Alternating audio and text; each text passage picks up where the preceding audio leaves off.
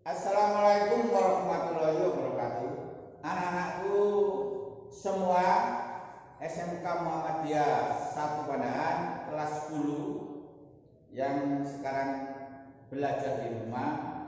Selamat berjumpa lagi, ketemu lagi dengan materi PKN. Yang kemarin saya sudah memperkenalkan diri, yaitu Pak Suwondo yang kebetulan mengajar PKN di SMK Muhammadiyah 1 Pandaan. Sebelum materi saya lanjutkan anak-anak, saya sekali lagi saya tidak jemu-jemunya berpesan kepada anak-anak, karena sekarang di negara kita masih prihatin, masih terjangkit pandemi corona. Anak-anak harus waspada, harus menjaga diri sendiri, jangan keluyuran kalau tidak perlu, karena kalau kita keluyuran ketemu orang di sana sini, sedangkan kita tidak tahu orang itu ada yang kena corona, ada yang tidak. Kalau kita sampai kena, kita pulang ke rumah, kita sama saja dengan membawa penyakit ke keluarga kita sendiri-sendiri. Jangan sampai terjadi. Yang kedua, mari kita berdoa bersama kepada Allah Subhanahu wa taala. Mudah-mudahan kita semua terhindar dari virus corona. Kita doakan diri kita sendiri dan keluarga kita sendiri. Kita doakan keluarga besar SMK Muhammadiyah 1 Pandaan, keluarga bapak kepala sekolah, keluarga bapak ibu guru, keluarga bapak dan karyawan semuanya, dan keluarga anak-anakku semuanya. Mudah-mudahan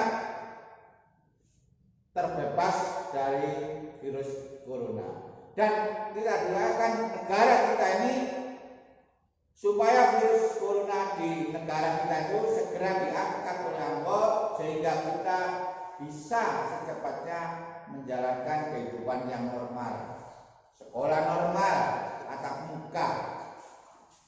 Saya rindu pada anak-anak, terutama kelas 10 ini, tidak tahu adanya satu persatu. Ya, anak-anak mungkin bisa melihat saya, tapi saya belum sempat melihat anak-anak. Ini sangat memprihatinkan. Maka dari itu mudah-mudahan segera berakhir dan sekolah seperti sedia kala, tatap muka, sekolah di kelasnya masing-masing. Berikutnya anak-anak, masih dalam materi sistem pemerintahan di Indonesia. Ini adalah pertemuan kedua, seperti yang saya katakan minggu yang lalu. Masih dalam sistem pemerintahan. Yang kita bahas hari ini adalah lembaga negara di Indonesia. Masih dalam kelompok sistem pemerintahan. Dengan tujuan supaya anak-anak tahu lembaga negara kita itu ada lembaga apa saja. Nah, kemudian supaya tahu tugas dan fungsinya setiap lembaga negara. Itu anak-anak ya. Baik anak-anak, kita mulai untuk mempersingkat waktu. Yang pertama adalah Majelis Permusyawaratan Rakyat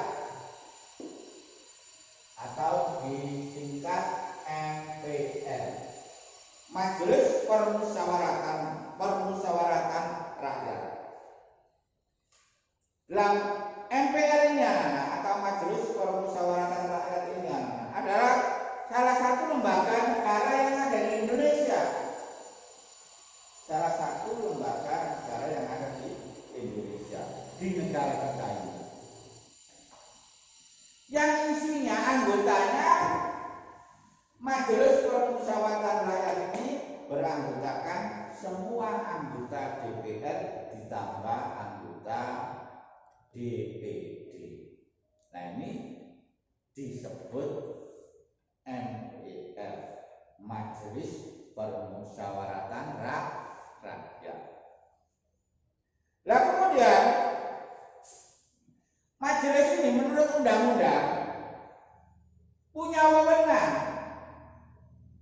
Semua lembaga itu punya wewenang. Nah ini memang tujuan dibuat lembaga itu untuk mengatur itu, mana? Misalnya wewenang pertama MPR, yaitu mengubah dan menetapkan Undang-Undang Dasar Negara Republik Indonesia 1945.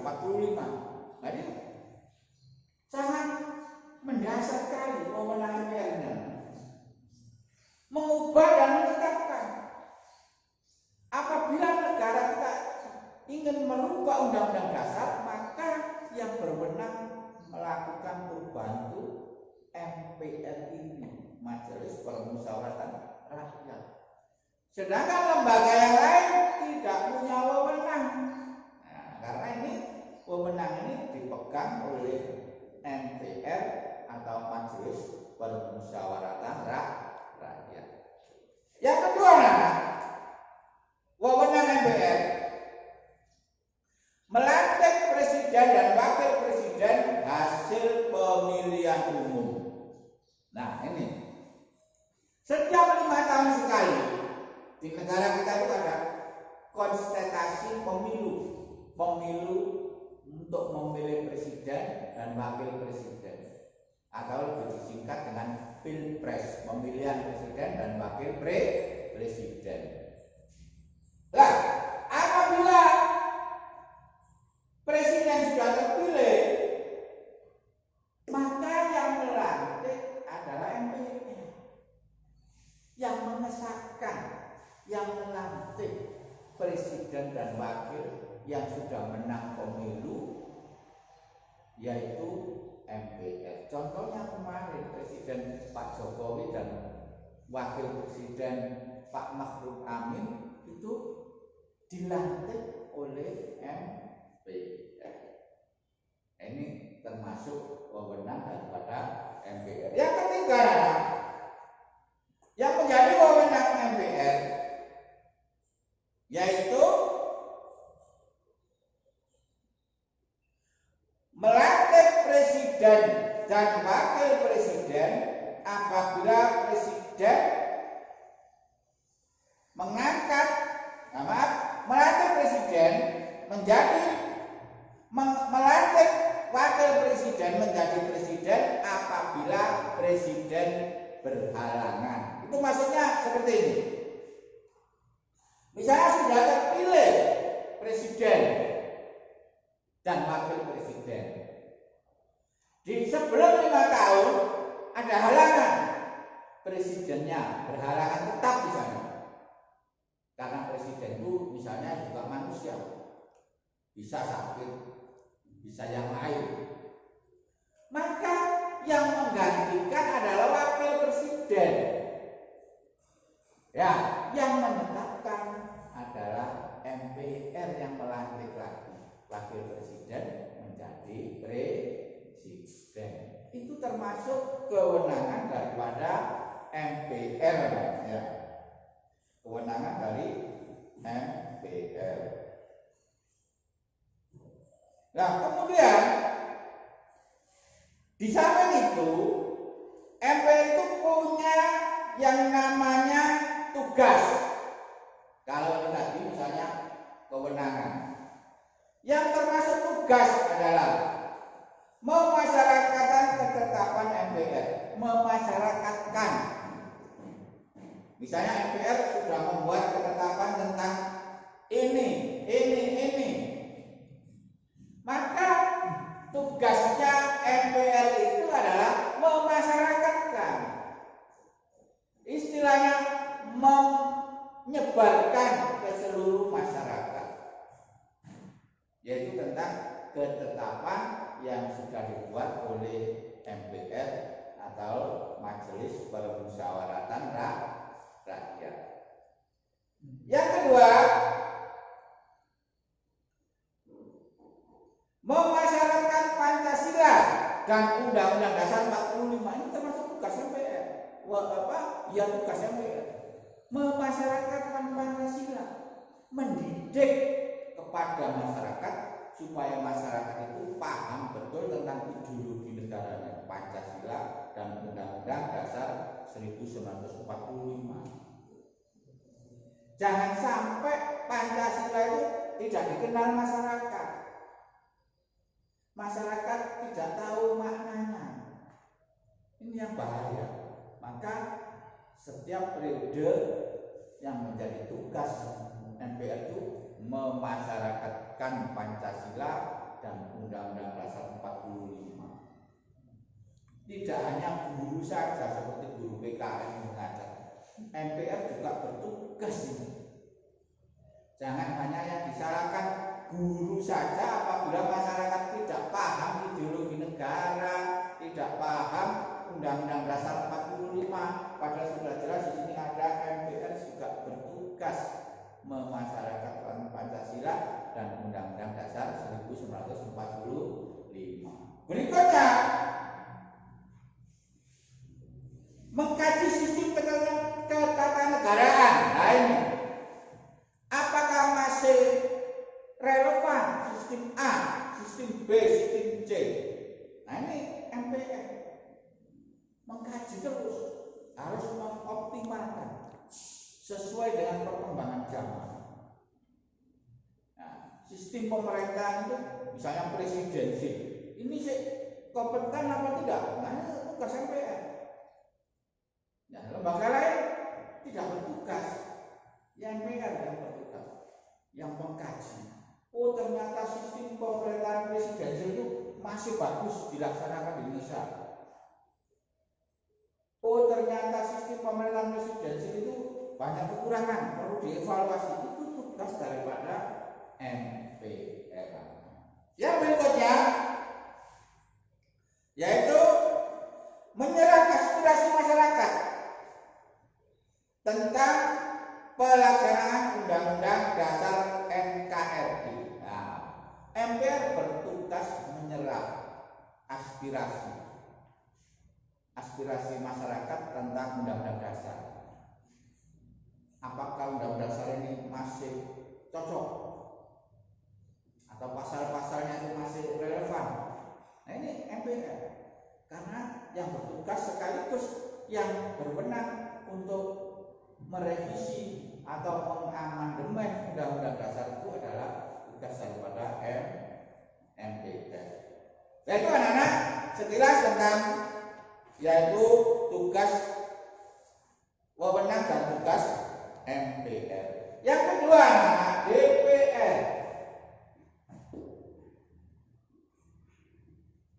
Ya. Di samping MPR, lembaga negara di negara kita yaitu ada yang dinamakan DPR, Dewan Perwakilan Rakyat. Nah, DPR-nya ada DPR tingkat pusat, DPR tingkat 1, DPRD tingkat 2 kabupaten atau kota. Nah, DPR, Dewan Perwakilan Rakyat, pusat berarti di Jakarta. Di Indonesia itu pusat satu ya di ibu kota itu disebut DPRD pusat. Anggota DPR ini diisi oleh orang-orang yang mengikuti pemilu legislatif dari calon dari wakil partai politik. Nah itu misalnya DPR pusat yaitu diisi oleh orang-orang seluruh Indonesia, wakil dari seluruh Indonesia yang berangkat dari partai politik. Misalnya Jawa Timur, itu yang menjadi DPR bertugas di Jakarta sana diberangkatkan oleh partai politik yang memenangkan pemilu di pemilihan legislatif. Misalnya partai A di Jawa Timur 4 orang, partai B, partai C.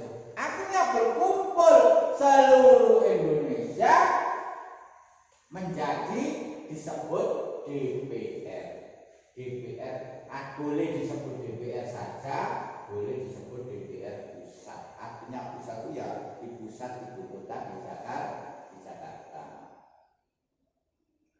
Yang kedua, ada DPRD 1 atau disebut tingkat 1. Ini adalah DPR sama, cuma di tingkat 1 atau provinsi. Contohnya Jawa Timur, yaitu di Surabaya, yang kantornya di Jalan Nambah di Surabaya. Isinya sama, orang-orang seluruh Jawa Timur yang dipilih melalui perwakilan partai politik yang nanti akan duduk di DPR di tingkat provinsi atau tingkat 1, DPRD, Dewan Perwakilan Rakyat Daerah. Kalau ini DPR saja tanpa D, tidak ada D-nya. Nah, kalau ini DPRD 1 berarti tingkat 1 atau provinsi. Yang berikutnya DPRD tingkat 2. Nah, ini ada 2. Sama. Diisi oleh wakil-wakil partai politik di daerah itu. Di DPRD tingkat 2 itu ada kabupaten dan kota. Apa sih bedanya kabupaten dan kota? Ya wilayahnya dan yang memimpin. Kalau kabupaten dipimpin oleh seorang bupati dan wilayahnya itu biasanya lebih luas, sedangkan kalau kota adalah dipimpin seorang wali kota, biasanya wilayahnya lebih kecil, yaitu di lingkup kota saja. Contohnya di Pasuruan, ada Kabupaten Pasuruan, wilayahnya mulai dari Grati sampai Prigen, sampai Gempol, sampai Purwodadi, sampai itu.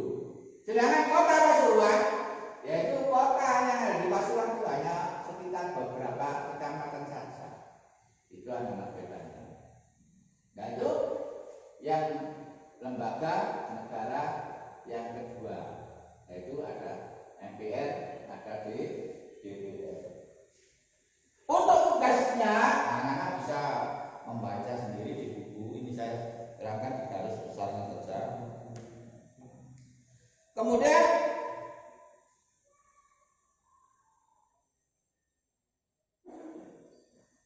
yang ketiga, DPD.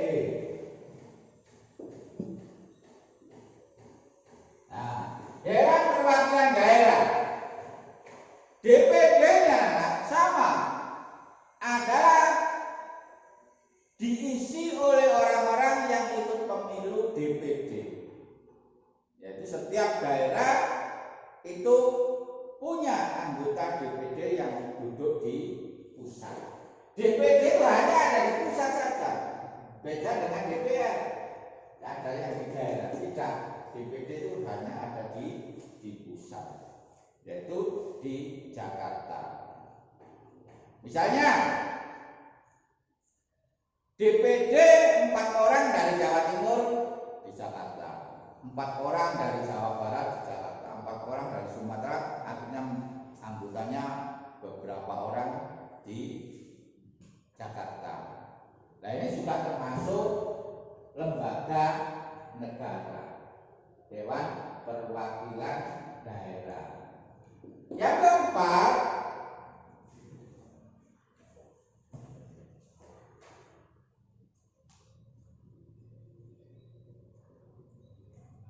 presiden. Nah, presiden juga lembaga negara. Nah, presiden Republik Indonesia itu disebut juga lembaga negara, khususnya lembaga pemerintah. Presiden dipilih oleh rakyat, satu paket dengan wakil presiden. Presiden menjalankan pemerintahan dengan wakil presiden menjalankan pemerintahan secara optimal, ya, mengangkat menteri dan memberhentikan menteri, membuat program, semuanya ini adalah lembaga kepresidenan.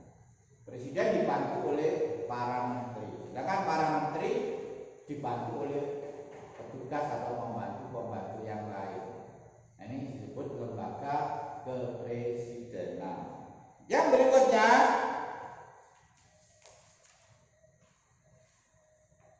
Mahkamah Agung.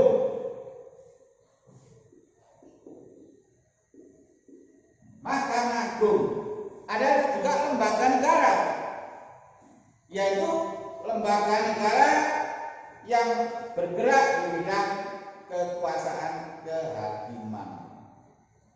Tugasnya misalnya mengoreksi hasil putusan-putusan pengadilan di bawahnya.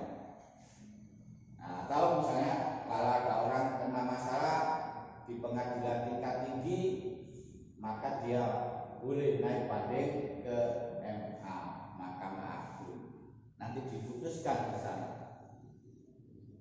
Apa yang diputuskan? Keputusan hakim di bawahnya dikoreksi. Apakah sudah betul atau salah? Nah, itu tugas daripada Mahkamah Agung. Yang berikutnya adalah Mahkamah Konstitusi. Mahkamah Konstitusi.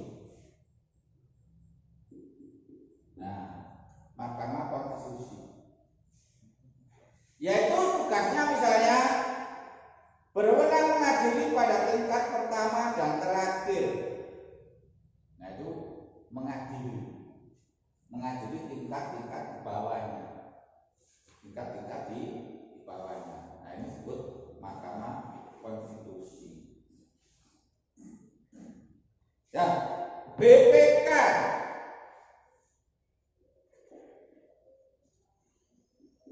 Badan Pemeriksa Keuangan, yaitu sebuah badan atau lembaga yang bertugas memeriksa keuangan. Keuangan siapa? Keuangan siapa saja yang bergerak di Indonesia, mengawasi jalurnya keuangan. Supaya apa? Kalau ada yang korupsi ketahuan. Ada pencucian uang, orang punya uang sekian triliun dilupakan barang atas nama orang lain. Nah, ini untuk melacak alur uang ini salah satunya adalah tugas BPK. BPK ini bisa memberi rekomendasi pada KPK. Oh, uangnya ternyata mengalir ke sana. Uangnya berupa ini barang, berupa tanah dan sebagainya. Nah, ini tugas daripada Badan Pemeriksa Keuangan. Nah, ini anak-anak, untuk pertemuan kali ini yang kedua ini lembaga-lembaga negara yang ada di negara kita. Yang saya terangkan ini hanya sekilas saja. Anak-anak di rumah banyak membaca buku, banyak membuka internet tentang, misalnya membuka tentang DPD, itu akan lebih rinci di sana, akan lebih rinci dijelaskan, ya, karena tidak mungkin saya menjelaskan secara rinci sedangkan ini belajar dengan menggunakan visual, yang menggunakan video. Maka sekali lagi mari kita berdoa kepada Allah SWT, mudah-mudahan pandemi corona ini segera berakhir, segera diangkat dari Allah, dari bumi Indonesia, sehingga kita bisa segera sekolah dengan normal, tatap muka seperti biasa. Saya kira itu anak-anak yang saya sampaikan. Mudah-mudahan anak-anak mengerti, diulangi lagi di rumah, membaca buku yang banyak, jangan keluyuran dan sebagainya. Terima kasih. Saya akhiri sekian. Wassalamualaikum warahmatullahi wabarakatuh.